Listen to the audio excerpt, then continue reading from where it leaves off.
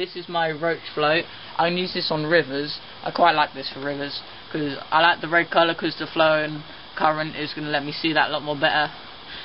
And then put that to the side. This one is going to be my pond one for down Kenny Hill that you've seen in our other videos. That one's a still float, so it's because it's got a thicker orange top in it, so I'll be able to see that a lot more better on the pond. This is going to be my tench float. I was using this today when we were fishing in the bream, when Brian caught the big bream. So I use this one because it's nice and buoyant. It's got like a nice round circular bit to the weighty bit. And this one is definitely going to be for perch. I quite like the colour for it.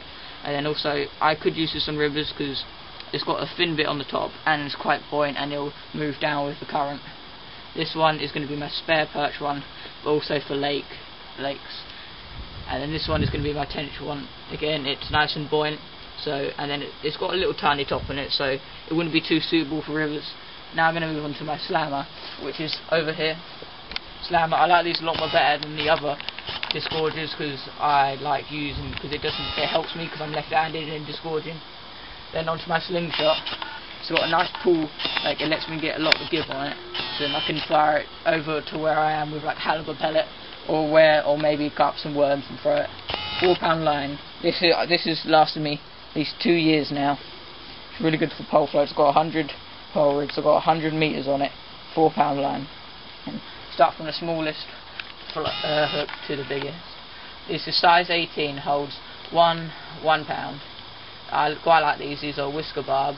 That goes in my whipping rig. Again, but this time I've got barbless 18 for whipping rigs on rivers. These I've used quite a lot of these. These are 14 whisker barb. These are for my tench. Again, this is for holding bigger tench, maybe carp. It holds 3 pounds 6 ounce. 14 whisker barb, extra strong. Now this is definitely for carp. 14 holds 5 pound, and the hook is barbless.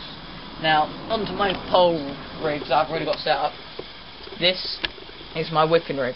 This is what I was in the first how to win a match. This is what I was using for the little fish. Very small float. It's very sensitive. I've got a little tiny 8 weight at the bottom, so then it's very sensitive for the little fish.